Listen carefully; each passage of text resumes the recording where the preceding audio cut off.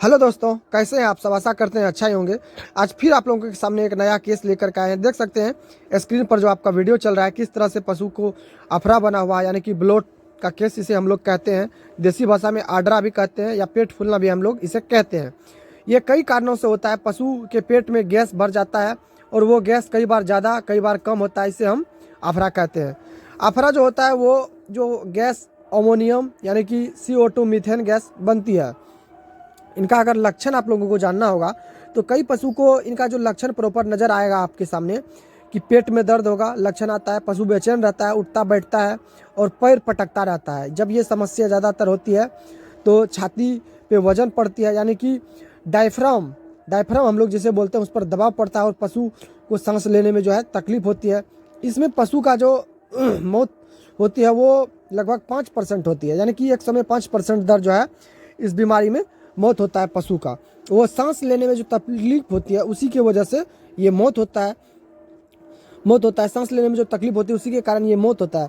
इनका जो मुख्य कारण होता है, यानी कि ब्लोट बनने का मुख्य कारण जो होता है वो ज़्यादा मात्रा में हरा चारा या अन्य ज़्यादा आटा ज़्यादा या पशुपालक दे देते हैं, या कई बार पशु को अपने आप ज़्यादा खा लेता है। मान लीजिए पशु बांधा हुआ है और खूंटे से खुल करके अपने ही आप ज़्यादा चारा खा लेता है, तो इस वजह से भी ब्लोट बन जाता है। और कारण की बात करें तो बरसात के दिनों में पशु चरने के लिए जब जाता है तो कच्चा चारा खा लेता है, तो कच्चे चारे की वजह से भी अफरा हो जाता है। या पशु को पानी पिया, पानी दूषित पानी हो, गंदा पानी हो, उससे भी अफरा हो जाता है।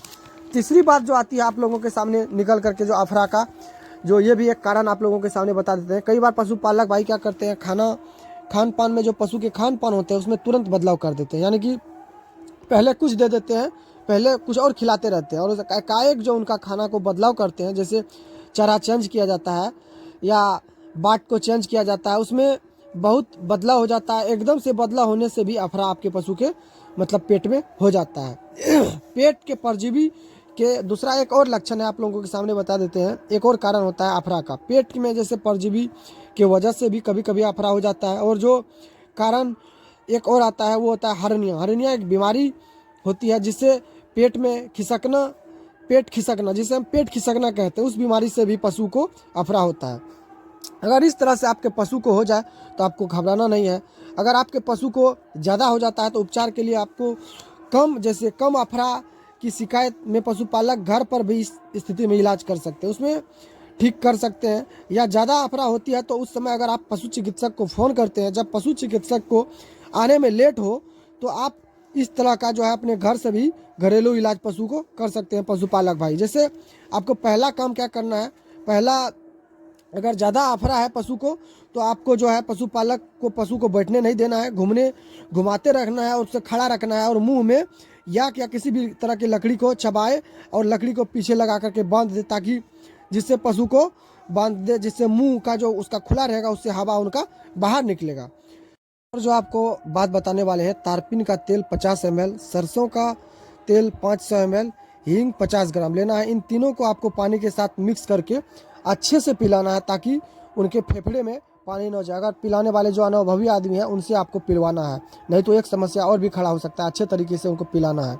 हाँ, इतनी सारी करने के बाद अगर आपका पशु का ज़्यादा कंडीशन ख़राब हो तो आपको देरी नहीं करना है, बिना किसी देरी किए अपने पशु चिकित्सक को बुला लेना है, उनसे सही से आपको ट्रीटमेंट करवाना है ताकि आपके पशु अच्छे तरीके से ठीक हो पाए। अगर आपके पास अनुभव नहीं हो तो आप इस तरह के काम पर ज़्यादा मतलब जो है आपको नहीं करना है, पशु चिकित्सक को बुला लेना है, जिससे आपके पशु की इसमें अफरा से मौत भी हो सकती है। ज़्यादा रिस्क लेने की आपकी इसमें ज़रूरत नहीं है। तो आज की इस वीडियो में इतना ही बताने वाले थे। तो वीडियो कैसा लगा कमेंट करके ज़रूर बताइएगा।